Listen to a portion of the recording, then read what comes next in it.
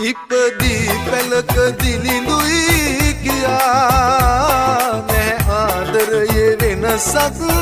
වෙලා ඉපදී පැලක දිලිඳුයි කියා නෑ ආදරයේ වෙනසක් වෙලා කුල ගොත හදන කඳුලැල් නිවා මගේ අගරජින කරගමි ඔයා මගේ අගරජින කරගමි ඔයා